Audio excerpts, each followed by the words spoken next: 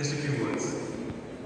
Firstly, compliments to the entire team of IIA and the Institute of Architecture. Thank you, Mr. Gopi Shetty and Mr. Dhoni, on making the wisest choice of choosing my city, Hyderabad. Thank you for all those people who have flown in from various parts of the country. Congratulations on receiving the awards. My compliments to both of you. In fact, very often, when I make an investment pitch, where do architects work?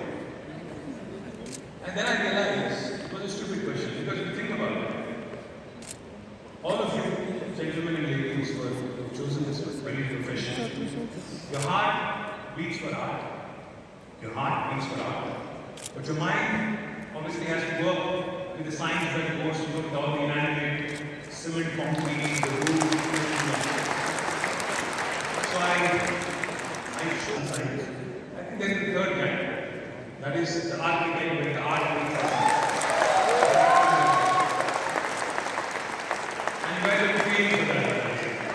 You guys are paying. I guys are paying the same. Before I kind of say a few words about my city, my state, and in terms of architecture, what do we have to offer for you gentlemen and ladies? Let me quickly, since many of you are from outside of the state, let me quickly also bring you up to speed on what's going on in the US, the youngest state of India, that is Telangana. This state, Telangana, was formed exactly 8 years ago, in June 2014. It was formed amidst a lot of apprehension, amidst a lot of doubts, amidst a lot of genuine concern, in fact, the egos, the culture, the social fabric. Would this government be discriminatory? Would this government actually, work in the lines of parochialism, etc., etc.?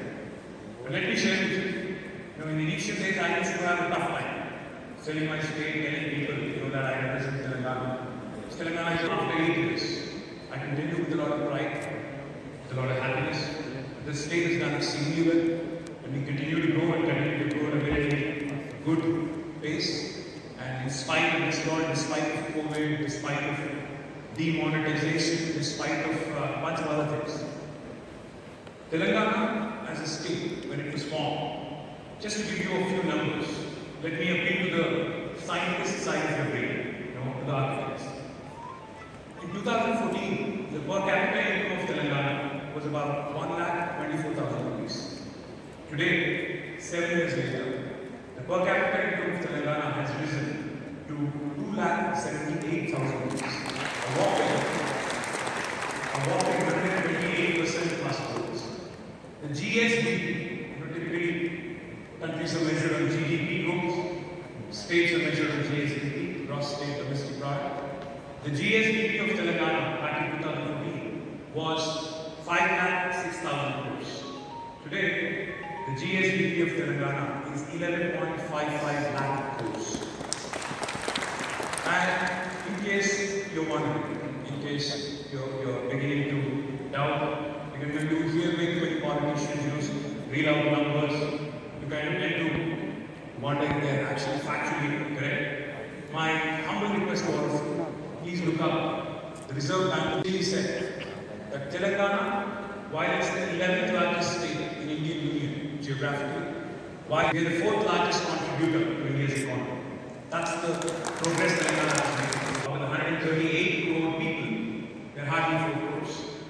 We're only 2.5%. But our contribution to GDP is 5%. Literally, we are punching double our weight. That is the growth of Telangana. And the chief architect who's behind this brilliant story in the last 7 years is none other than where holistic really means holistic and integrated. We have our IT exports 7,000 crore rupees.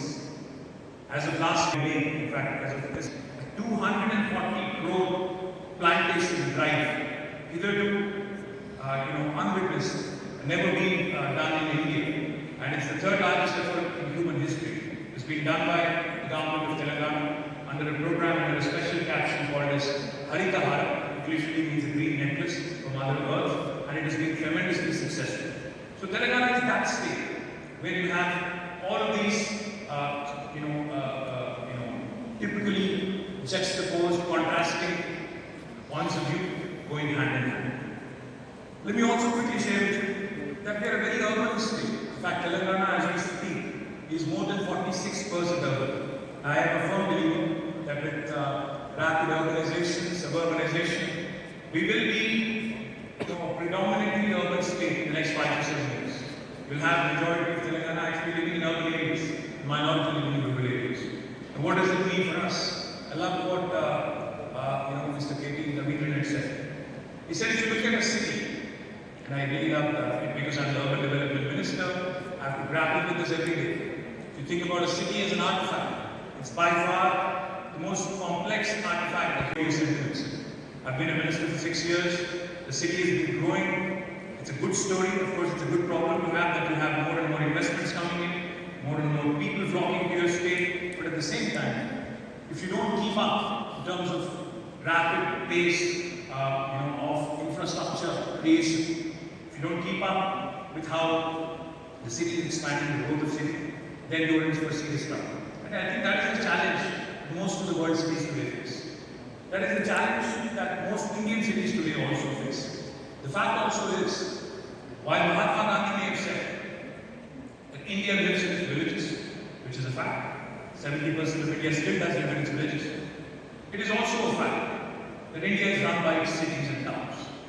Our cities and towns are our economic engines, and we cannot afford to actually destroy them by way of not creating enough infrastructure, by way of not catering to the much needed urban needs of the citizens there.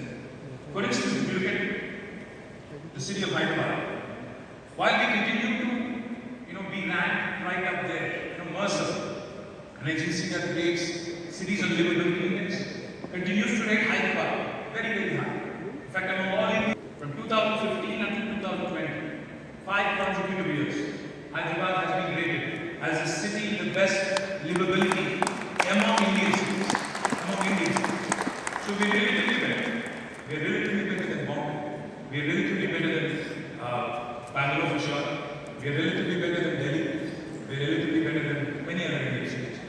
For those of my friends who are from outside of Hyderabad, when I say this, you might not like it, but we are certainly the city to aspire to be among all Indian cities. Because not only power index, on safety index, on healthcare index, on cost of living index, quality of living index, property price to income ratio index, traffic commute time index, all of these parameters, we are actually ranked very high by Mercer and many other agencies. Hyderabad, in fact, our dream, our ambition. When you say something like what I'm about to say, I might look like a fool and I might even be me about architects. Was I think my first sort of exposure to the world of architecture, was the book Fountainhead. I think like many of you, when I did during my college days, I didn't have any architect friends then. I didn't even have my friend Mahesh who was sitting there who had joined architecture at a much later stage. But when I read the book, I was intrigued. I was intrigued by the persona of Howard Roark. Because he is an interesting individual, interesting personality. That got me to think. That got me, to basically question, whether you conform to the stereotype, whether you conform to the existing minister of any urban development bureaucrat who is involved in this process has on a day-to-day basis. Because the reason why I mention this is because city is growing, and I know the cities, it is that really drive the nation, whether we like it or not. We have to make sure that these cities actually continue to perform, continue to do well. Otherwise, the economy, in fact, will tank. We know that. Now, the question we have, when we aspire and when we dream to be a global city, a lot of times my political opponents keep laughing at us, keep scoffing, saying, you guys are, dreaming a bit too much. It's a far-fetched thing. Unless you dream big, unless you think big, unless you think of the impossible, unless you dream of the impossible, you cannot aspire, you cannot actually become a world-class city. Therefore, we have done a few things. I won't say we've done a lot of things, but we've done a few things in terms of innovating our policies, in terms of innovation in our design, in terms of innovation in our practices and how we govern. What am I talking about? We've come up with two very interesting policies. The first policy we came up with in the government of Telangana, in fact, it's a legislation, an act of the legislature, back in 2014, was a policy called the TS-IPAS, the Telangana State Industrial Project Approval Self-Certification System. Any investor who would like to invest in my state can self-cert or their office on day one without any clearance from the government or the municipality or the gram panchayat. We have done this 7 years ago, in November 2014. And what we also offer by way of TS-IPAS is, we only seek that you submit an application online to us because we need to know for regulatory purposes who is doing what in my state. Once we receive your application, after you've started the construction or you haven't, we receive an application online through the TS-IPAS program. We promise by statute to give all clearances in 15 days. And if you don't deliver on the 15-day window, on the 16th day, it's a deemed approval. No Indian state will tell you this. And also on the 16th day, by statute, by legislation, I am empowered to penalize that bureaucrat who's held up your file for longer than 15 days. It's because after the successful implementation of TS-IPAS, we gave more than 19,000 clearances and 2.3 lakh crores of investment over the last 7 years, and we continue to rank very highly on the 1, 2, 3s of ease of doing. As municipal minister, as urban development minister, why don't you replicate the same thing that you've done in industries department through TS-IPAS? Why don't you create a similar system for building project approval permissions? So then came the TS-BPAS. We approved it in 2020. Telangana State Building Project Approval Self-Certification System. In Telangana, if you have a land which is less than 600 square yards, you do not need a clearance from the government. You do not need a building approval from the government. You can actually go ahead and start construction by announcing, by self-certifying that I am going to be in compliance with the building plans and building rules that have been laid down by the government. The other thing I will also tell you, we have also introduced something very, very transformative, which is revolutionary. We have promised all clearances for anything above 600 in 21 days, including layouts. If you don't get a clearance from us in 21 days, it's a deemed approval again on the 22nd day. So this is the sort of unique policy making that has really helped the construction industry. I see representatives of the IGBC, they give out for it. And Hyderabad continues to grow. In fact, I have a number of statistics that I can share with you. Hyderabad has been the best performing residential market.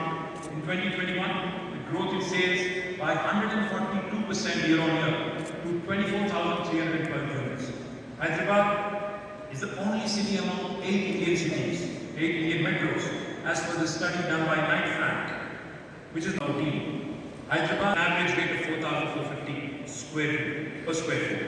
As per Cushman and Wakefield report, Hyderabad has topped the leasing in IT and ITES space by grabbing 36% of the total lease among metro cities. I can go on and on about how well the city has done because of the enabling government policies, reduction in corruption, affordability, quality of living, and a bunch of other things. But I'll not bore you with that. Because if you are familiar with the city of Hyderabad, which I'm sure most of you here are, it is a old world charm and a new age vibrancy. If you go to the financial district or the knowledge city, in the night, you actually feel like it's a mini Singapore. And I'm not just saying this because I've had so many of my friends tell me that you're not marketing your city enough. You're not showcasing it to the investors enough. I've had many people tell me that. It's a blend of, the old world charm, like I said, and the new age vibrancy. It's also a blend of a lot of cultures. It's a blend of history, culture, heritage. Madhu, a renowned architect in her region, is mainly the result of the culture and the geography of that region.